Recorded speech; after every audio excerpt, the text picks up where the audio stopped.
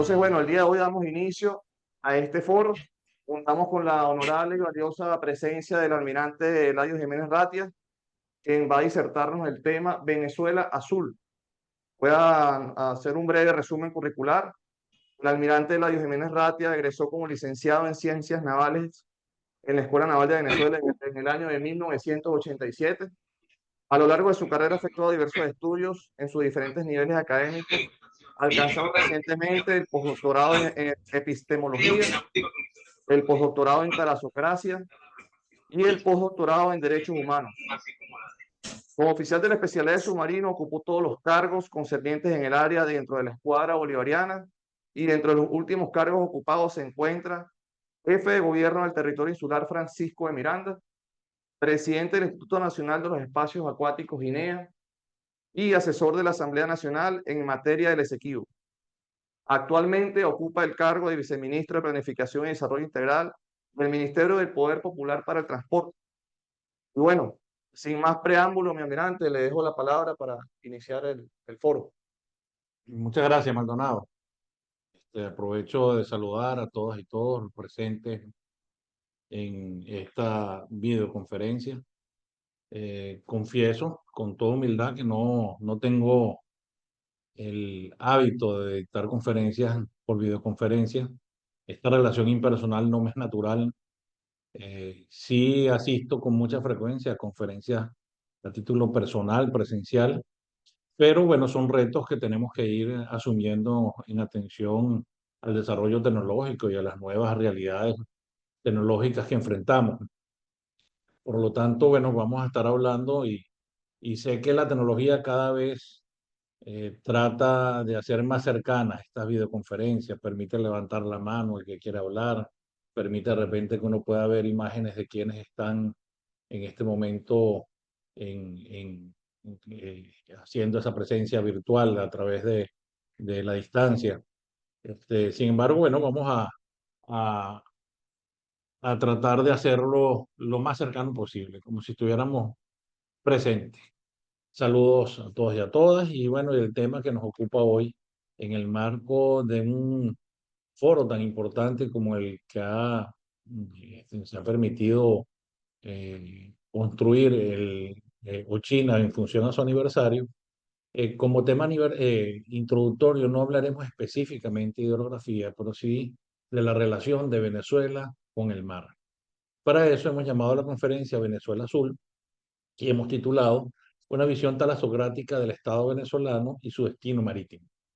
Y bueno, definitivamente queremos con esto nosotros hablar de lo que representa el mar para Venezuela y lo que hace que nosotros podamos hablar de esta construcción llamada Venezuela Azul.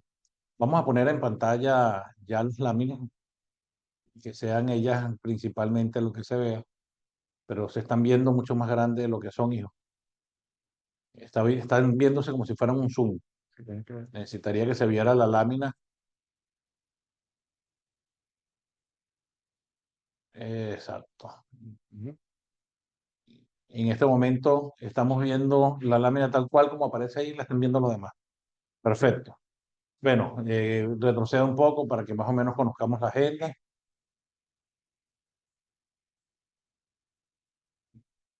Ajá. La anterior. Ok, la agenda que vamos a cumplir es la que vemos en pantalla.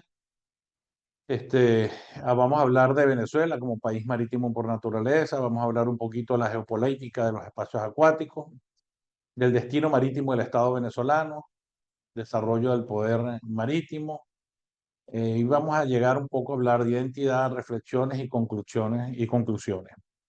Entonces, bueno, tenemos Venezuela definitivamente es un país marítimo por naturaleza. Desde sus más profundos orígenes, eh, hay una relación inmanente con el mar, razón por la cual incontrovertiblemente podemos decir que tenemos un destino marítimo. Es decir, tenemos una naturaleza marítima, un origen marítimo, y definitivamente, si somos un país marítimo, tenemos incontrovertiblemente un destino marítimo. A lo largo de los últimos años, podemos decir que hay una construcción que ha sido denominada Venezuela Azul, una construcción conceptual. Y vamos entonces en pantalla a ver una definición que yo me he atrevido a presentar como Venezuela Azul.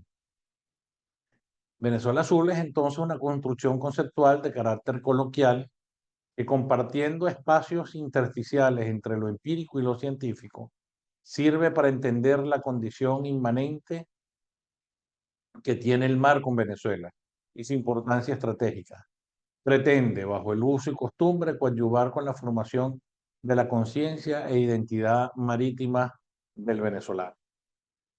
En este sentido, para darle fuerza a eso que llamamos país marítimo por naturaleza, podemos decir que los caribes, conocidos como pobladores del norte de Sudamérica, llegaron a extenderse a lo largo de todo el Caribe y son epónimos de este mar semicerrado que hoy en día conocemos con ese nombre.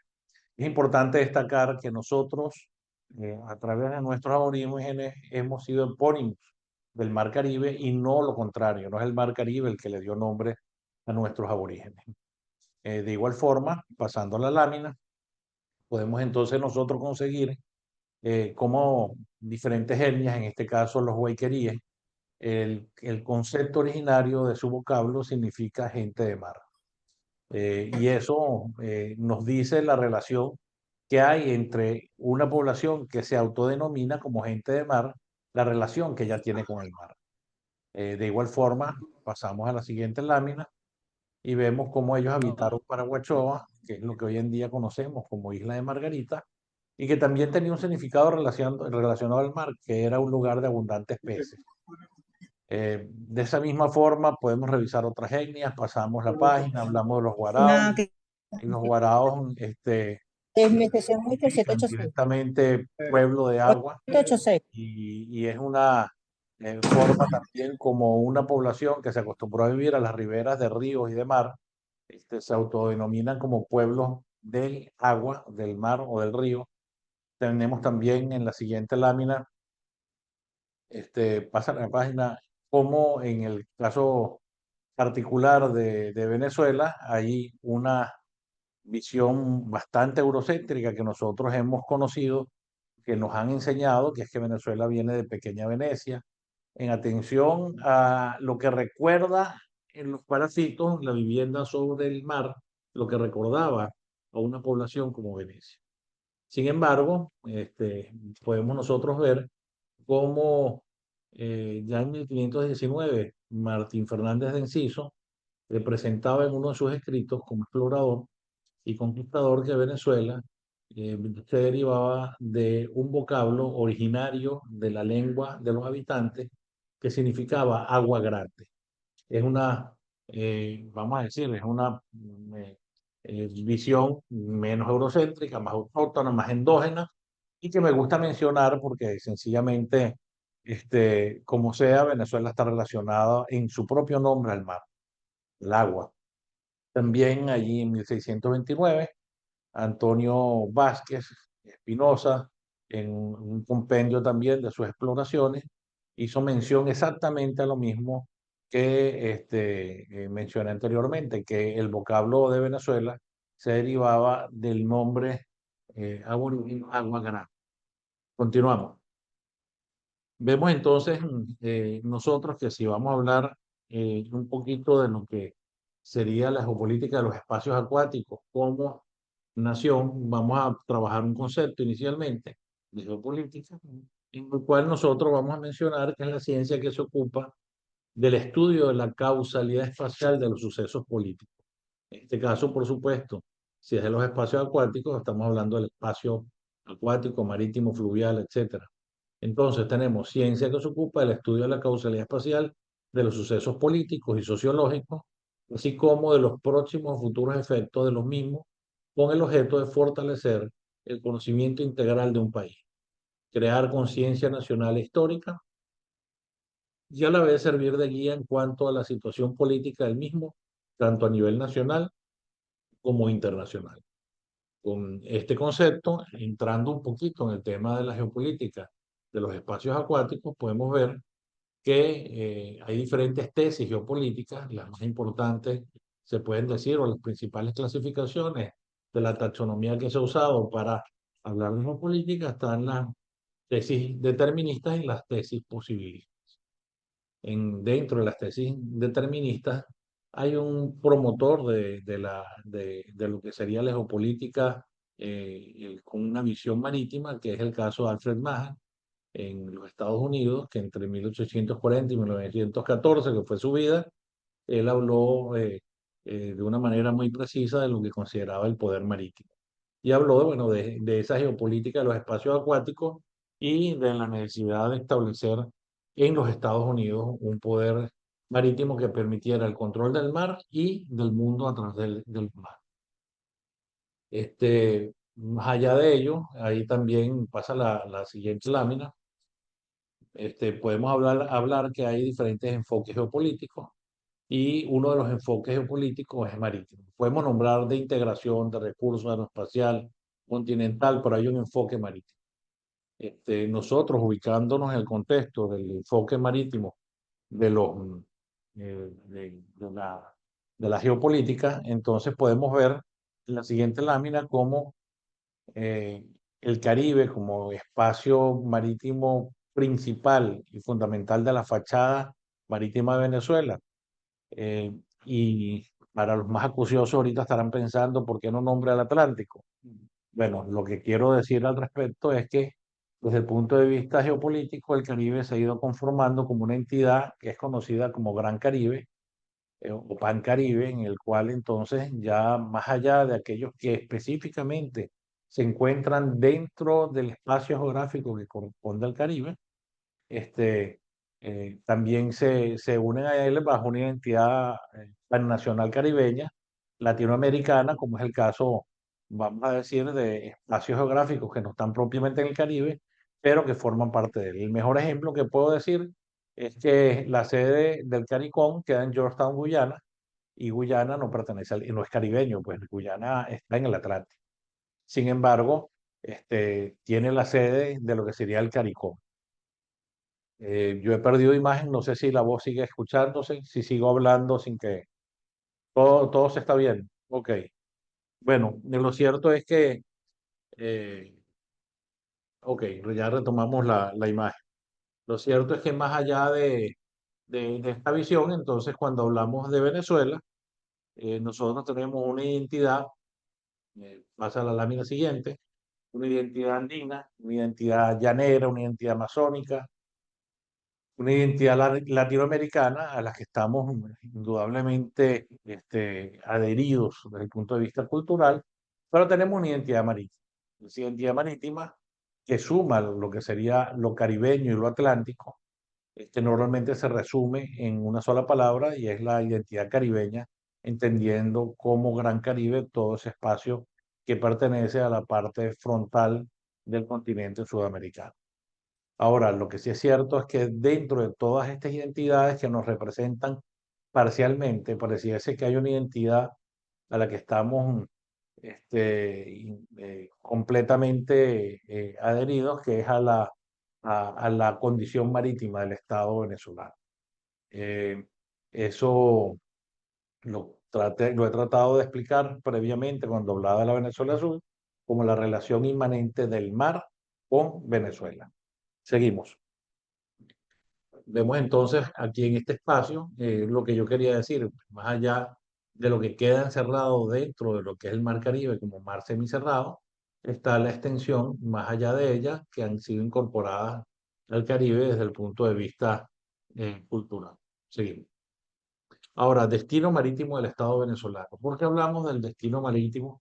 Bueno, por dos razones. En primera instancia, porque es un país marítimo por naturaleza, pero en segunda instancia, porque nuestro comportamiento, independientemente de las políticas, de lo que se derive de la actuación del Estado, es un comportamiento de un país marítimo, tal como si fuésemos una isla. Nosotros vemos cómo el Frente Marítimo de Venezuela se extiende desde el Caribe hasta el Atlántico, pero vemos cómo al sur nosotros tenemos un eje fluvial muy importante, Orinoco Apure.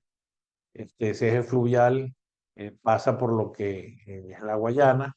Guayana significa tierra de agua en su vocablo original, por la extensión de inundación que tiene a lo largo de, de- del año, porque crecen los ríos y ocupan mucho más espacio de lo que ocupan cuando entonces viene lo que entenderíamos nosotros como el verano.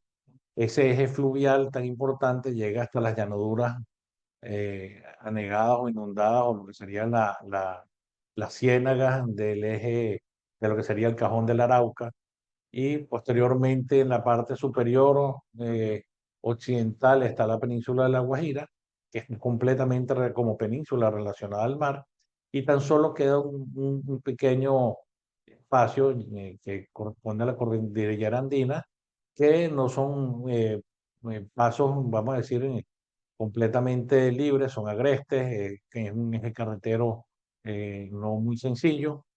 Y bueno, si queremos ser más técnicos, diríamos que bueno, está bien, no es una isla, es una península, porque tiene una conexión directa a través de la cordillera andina, pero sí hay una conducta o una relación de Venezuela con el agua relacionada prácticamente en los 360 grados de su geografía. Vemos entonces que pudiéramos decir, y más como una travesura que como una realidad técnica, pudiéramos hablar de Isla Venezuela, porque Venezuela definitivamente está relacionada al mar. De hecho, algo que es importante mencionar es que mientras nosotros por tierra tenemos pocos países con los que hacemos frontera, de acuerdo a nuestros límites marítimos, nosotros tenemos frontera con 14 países distintos. De ellas, podemos ver en la siguiente lámina que tenemos 9 países por definir fronteras, como son Colombia, San Cristóbal y Nieves, Reino Unido, Dominica, Barbados, Grenada, Santa Lucía, San Vicente de las Granadinas, Guyana. Y por el otro lado tenemos 5 definidas con los Países Bajos, que a su vez incluye Aruba, Curazao, Bonaire, Saba y San Eustaquio, con Estados Unidos por Puerto Rico e Islas Vírgenes, con Francia ya está definido a través de Martinica y Guadalupe, República Dominicana, Trinidad y Tobago. Entonces nosotros tenemos 14 estados con los que hacemos, tenemos fronteras en el mar, mucho más de lo que tenemos por tierra. Y de esta manera podemos ver como en esta cauta, en este plano, en esta carta, eh, tenemos en rojo los límites que ya han sido definidos, tenemos en espacios vacíos los que no se han terminado de definir, pero lo que sí es que con la unión de esos espacios, en atención a las aspiraciones de limitación que pueda tener Venezuela, tenemos aproximadamente 710.600 kilómetros cuadrados de aguas jurisdiccionales. Estos espacios marítimos venezolanos no son de un potencial extraordinario, no son una barrera ni constituyen un problema, al contrario, son una forma de comunicación y una fuente de solución y de fortalecimiento de la economía y las actividades del país. Y es un ámbito que ofrece múltiples oportunidades. Eh, Haciendo un juego de palabras, resulta una verdad realmente profunda hablar de que Venezuela es un mar de oportunidades. Y es un mar de oportunidades precisamente porque tiene unos 710.600 kilómetros cuadrados de zona económica exclusiva de aguas jurisdiccionales, con los cuales puede hacer una explotación de sus recursos de una forma extraordinaria. Las variables más relevantes, si pudiéramos decir, que son geopolíticas en torno a la relación del mar con Venezuela, es que es el único país del subcontinente, es decir, de Sudamérica, que posee litorales en el Caribe y en el Atlántico, tiene frontera con 14 países, un quinto de la superficie total del mar Caribe que corresponde a aguas jurisdiccionales venezolanas, tiene salida al mar a través de 16 estados, 10 estados de manera directa y 6 estados de forma indirecta. Y bueno, pensemos que incluso Trujillo y Mérida tienen salida al mar a través del lago de Maracaibo, uno a través de Palmarito, por ejemplo, el estado de Mérida. Hay una importante distribución insular que supera las 300 islas. Hay un cordón de islas que pueden hablar de lo que hoy en día nosotros entendemos como Mar de Venezuela, todo lo que corresponde al sur de ese cordón de islas, como pueden ser la, como pueden ser los Monjes, Aves, Sotavento, los Roques, la Orchila, la Tortuga, La Blanquilla, Los Testigos, Isla de Aves. Bueno, Isla de Aves muy al norte, pero todas estas que mencioné, bastante más al sur, representan un espacio realmente de seguridad marítima para el Estado muy importante. Y bueno, y definitivamente existe un enorme potencial de investigación científica y arqueología marina en nuestros espacios acuáticos. Pasando la lámina, entonces tenemos un inventario y creo que es harto conocido, bastante se ha presentado. Yo acabo de hablar un poco de ello, no haremos mayor explicación a mencionar algo que no habíamos dicho hasta ahora, que es que nuestra costa continental llega prácticamente a los 3.500 kilómetros y contando toda la costa insular, Venezuela tiene más de 4.300 kilómetros de costa. Pasando la página y hablando de la importancia del mar para Venezuela desde el punto de vista comercial, hoy en día podemos decir que el 99,3% del comercio venezolano es marítimo. Está muy por encima de lo que representa el comercio internacional, que gira en torno al 90%. Tenemos como 9 puntos por encima del promedio mundial. Y bueno, y eso seguirá siendo así en la medida que las capacidades del medio marítimo sean como las que hoy en día se presentan, buques con capacidad de tener más de 23.000 contenedores o TEU, contenedores de 20 pies a bordo, o igualmente embarcaciones que tienen la capacidad de recibir unos 4 millones de barriles. Por lo tanto, no existe un medio más eficiente hoy para el el comercio que no sea el comercio marítimo. Por eso se impone a nivel mundial. Hablando entonces un poco sobre el desarrollo de ese poder marítimo, sí es importante. Nosotros en esta lámina podemos ver y hablar un poco del equilibrio de la visión talasocrática del Estado versus la visión epirocrática.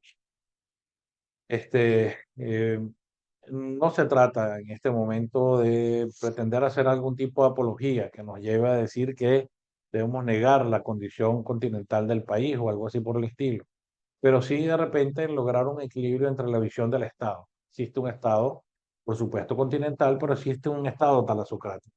Sin embargo, más allá de lo etimológico que vemos ahora en pantalla, donde podemos hablar que talasocracia es el gobierno de los mares, este, eh, quisiera hacer un inciso aquí, de repente importante, porque es mucho más conocido cuando hablamos de tierra la palabra telurocracia que pirocracia.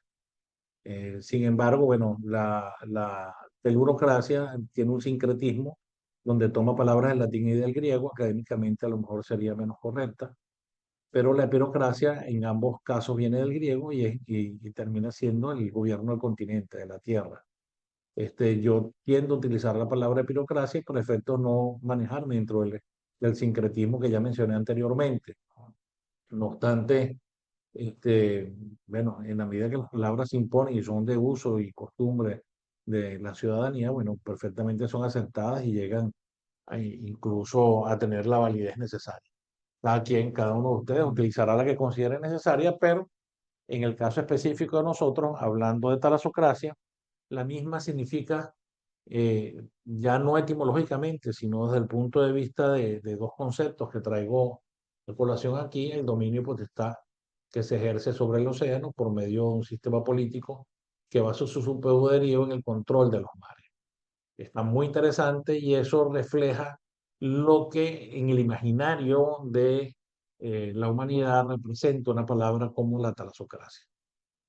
Normalmente relacionado al poder, al control, al imperio, al dominio. Sin embargo, es una excepción, porque la palabra desde el punto de vista etimológico lo que significa es el gobierno de los mares, es decir, el control de tus mares. Yo pretendo y presento este término bajo la idea de un concepto que nos permite a nosotros hablar de ello sin ningún prurito, porque la tecnocracia, más allá de esa visión imperial con que ha sido estigmatizada, es el posicionamiento de un Estado a partir del control y uso del mar y sus recursos en referencia a un espacio geográfico. En particular, la talosocracia por el Estado venezolano no es otra cosa que eso, posicionar al Estado desde una visión marítima con la garantía del control y uso del mar y sus recursos en referencia al espacio geográfico que le pertenece. Por lo tanto, pienso que con esta sección podemos hablar de ella sin necesidad de tener comparaciones no necesarias con lo que puede ser la propuesta de Mahan del dominio del planeta a través de los mares, etcétera. Y bueno, sencillamente la visión tecnocrática del Estado venezolano sería eso, ese posicionamiento para el control y uso del mar que le pertenece. Más allá de la talasocracia, ahí está el concepto del poder marítimo. Vamos a pasar la lámina para verla en este caso.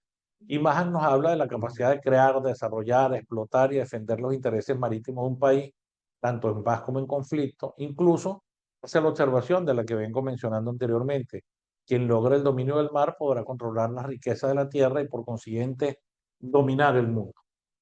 Si nosotros entramos en un poquito más de profundidad bajo la visión de lo que entendimos por talasocracia, bajo el esquema de la visión que sería el uso del mar para Venezuela, no es otra cosa que la facultad de un Estado de usar el mar en su beneficio. En este caso, incluso la siguiente lámina nos dice que, bueno, en la medida que un Estado tenga mayor poder marítimo, el mare liberum es igual al mare nostrum. Ahora, vamos a pasar a la siguiente lámina porque quiero entonces hablar del poder marítimo desde el punto de vista venezolano y no sería otra cosa que la capacidad de un Estado de usar y controlar el mar jurisdiccional que le corresponde en su beneficio. Si esto es posible realizar, lo puede hacer un Estado, definitivamente puede hablar de un poder marítimo sin necesidad de estar buscando proyección sobre otros Estados. En este caso, vamos a ver en esta lámina que poder marítimo sería las actividades de naturaleza marítima del Estado más el poder naval. Y aquí quiero hacer esta diferencia porque, de acuerdo a la teoría de Mahan, entonces estaríamos hablando no de actividades de naturaleza marítima, sino de intereses marítimos, que pueden estar dentro o fuera de tus espacios geográficos, pueden estar en el planeta completo. En el caso de la teorización que hemos hecho para la tropicalización o la nacionalización de una visión talasocrática del Estado, nosotros estaríamos hablando entonces no de intereses marítimos, sino de las actividades de naturaleza marítima. De esta forma, en la siguiente lámina podemos ver que estas actividades de naturaleza marítima son tantas como podemos mencionar ahorita: comercio marítimo, cabotaje, flota turística, la pesca, la industria naval, el deporte marítimo, la investigación científica, entendiendo como investigación científica toda esa capacidad de exploración e investigación en el mar, tanto hidrográfica como oceanográfica, biológica, geológica y científica en general, todo lo que corresponde a las ciencias del mar. Hizo un inciso importante porque ahí estaría la hidrografía, entre otras cosas. Más allá de ello, podemos nosotros ver también que en esas actividades de naturaleza marítima está la infraestructura portuaria, todo lo que es la actividad portuaria, la identidad marítima que forma parte de la cultura, y ya estuvimos hablando de esa identidad caribeña del venezolano, el desarrollo jurídico y judicial, la organización de los espacios acuáticos, y quiero resaltar aquí o destacar los servicios de cartografiado náutico, faros, boyas y seguridad de la navegación, así como la protección y conservación ambiental de los espacios marítimos. Con ello hacemos de repente lo que sería un inventario de todo aquello que forma las actividades de naturaleza marítima como parte de la ecuación presentada anteriormente.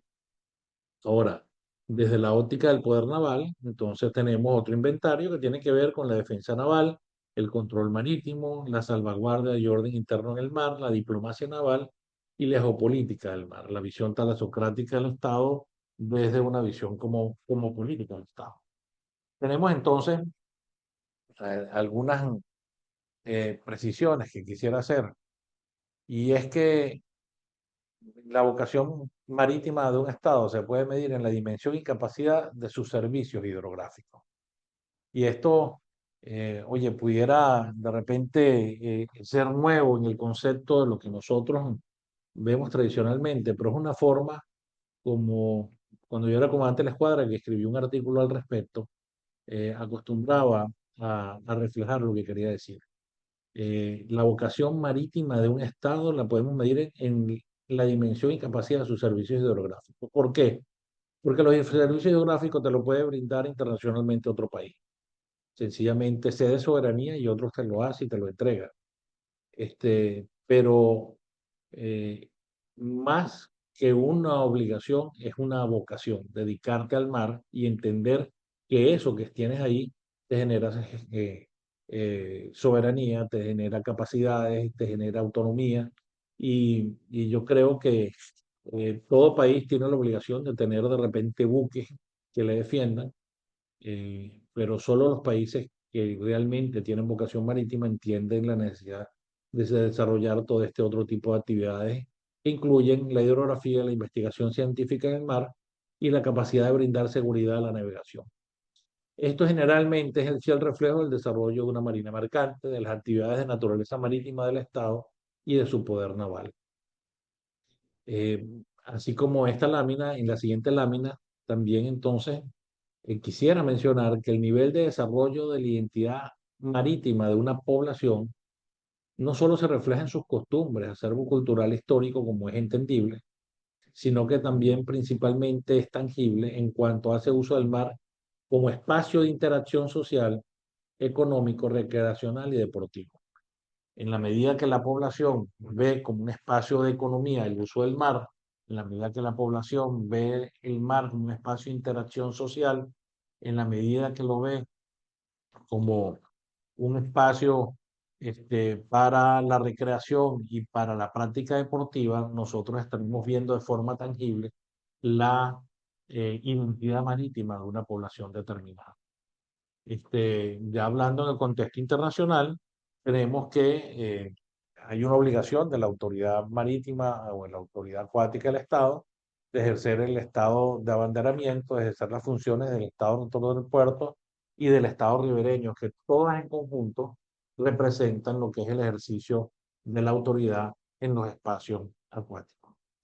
Ya derivando un poco hacia lo que es propiamente la identidad, tenemos que, bueno, que el planeta Tierra, llamado Tierra, pero pudiera muy bien llamarse agua, porque 2/3 partes de la superficie son de agua. Vamos a pasar a la siguiente lámina. No, te adelantaste. Está bien, déjala ahí, déjala ahí. Bueno, esto es una representación de cómo de repente una población, un estado puede ponerse de espalda al mar de una manera muy simbólica, y lo que de alguna forma quiero representar es la necesidad de que nos mantengamos siempre de frente y desde el mar en función a la realidad económica, cultural, incluso natural de lo que es el Estado venezolano.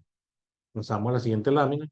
Sí, hemos perdido identidad acuática de darles el nombre al Mar Caribe, de ser epónimos del Mar Caribe, a, a lo que ha sido históricamente el uso del mar en Venezuela. Tiene dos vertientes, una histórica y una inducida, dos teorías que manejo al respecto.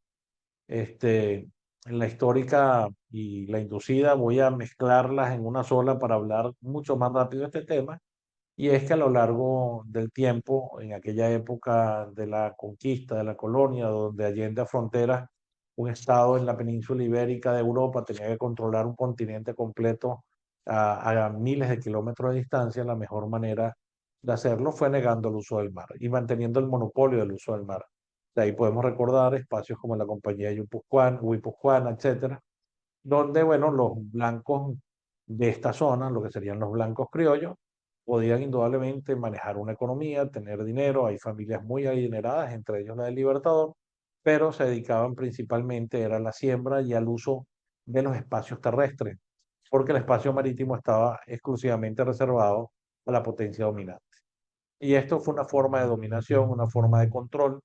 Si eso no hubiese sido así, la independencia tal vez hubiese llegado mucho antes, y bueno, forma parte de la razón por la cual nos fuimos separando desde el punto de vista cultural. Acuérdense, cuando nos hablamos anteriormente, hablábamos precisamente de eso, de lo que es la cultura y lo que es la visión histórica y de relación con el espacio al que, al que te sientes identificado. Entonces, de esa manera, podemos hablar de que, bueno, sí, hubo una pérdida de la identidad acuática del país, que cada vez se hace más urgente trabajar en la recuperación al 100% de ella.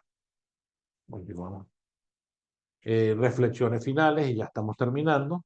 Bueno, definitivamente nosotros consolidamos a lo largo de la historia una visión muy continental. De hecho, todos nuestros signos patrios están relacionados principalmente al llano. Este, lo aplaudo, no lo estoy diciendo con ningún ánimo de negación de lo que realmente es nuestro gentilicio y nuestra identidad, solo que es necesario compartirla y equilibrarla con la visión marítima del Estado. Podemos entonces nosotros ver que la propuesta o la propuesta principal es precisamente lograr ese equilibrio entre la visión epirocrática del Estado y la visión talasocrática del Estado, entender al Estado, el Estado que el mar es un medio de comunicación, no es un obstáculo, es una forma de desarrollo de las economías.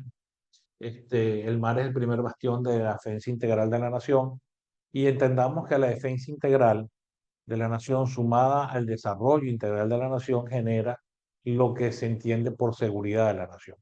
Por lo tanto, el desarrollo integral de los espacios acuáticos más en la defensa integral de los espacios acuáticos generaría la seguridad de los espacios acuáticos.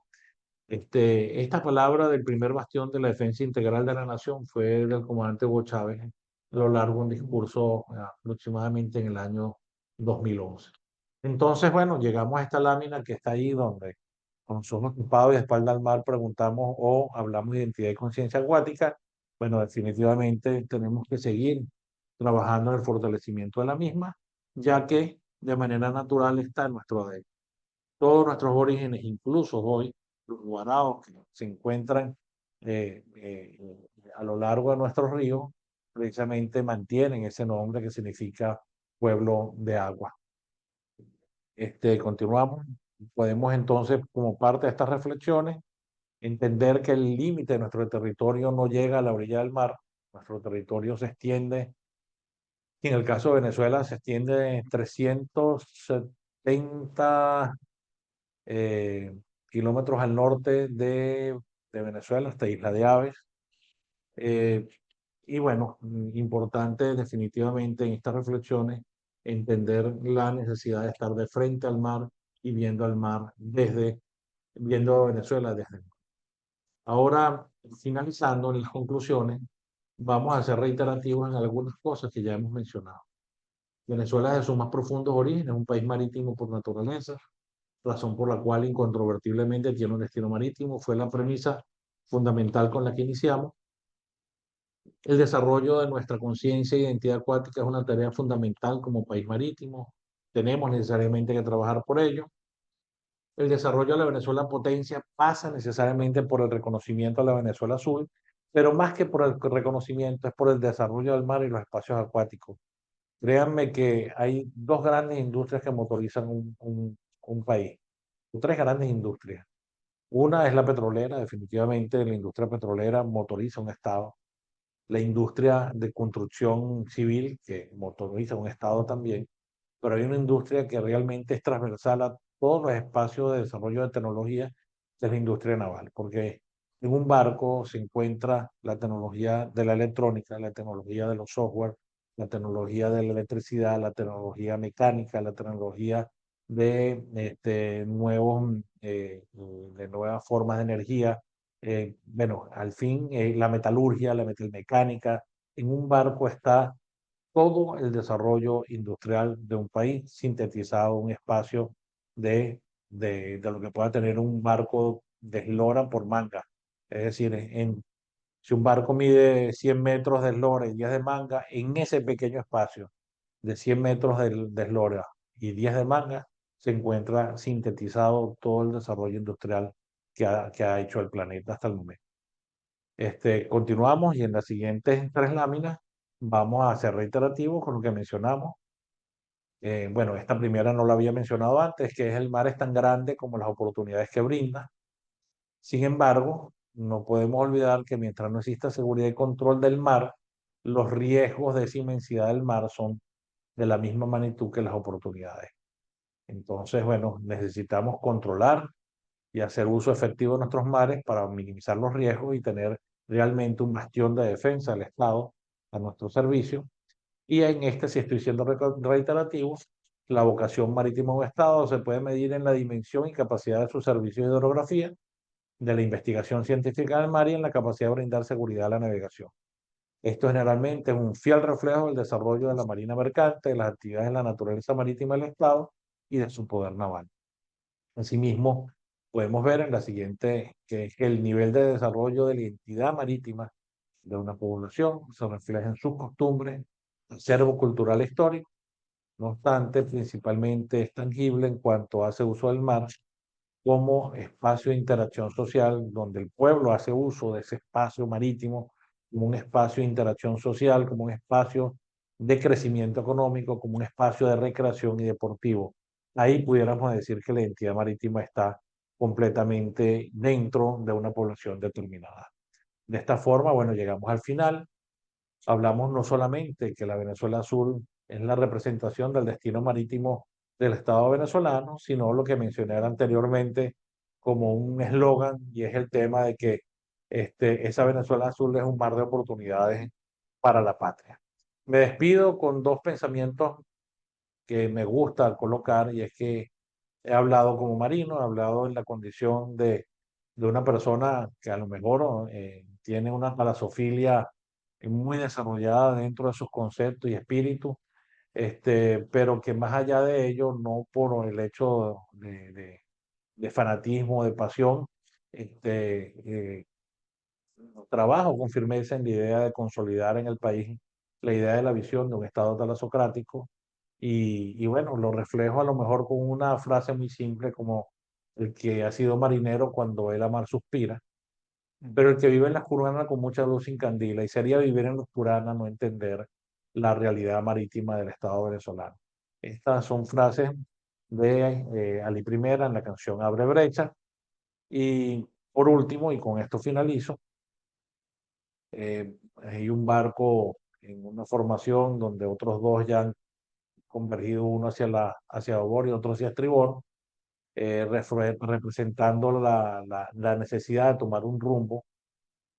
Y bueno, si hablamos del mar, podemos nosotros utilizar esta frase por analogía que nos viene como anillo al dedo cuando dice no hay viento favorable para el que no sabe a dónde va. Lo dice Séneca 400 años antes de Cristo.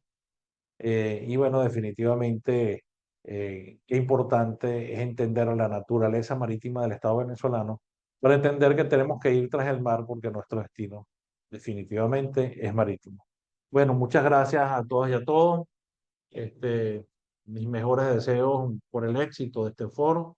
Gracias a la Oficina Coordinadora de Hidrografía y Navegación por darme la oportunidad de dar apertura con esta charla inicial en la cual no he pretendido otra cosa que de manera general poder servir de introducción a la importancia del mar y por supuesto eh, ya más allá de ello entrar en materia con lo que sería la hidrografía nacional. Muchas gracias a todos.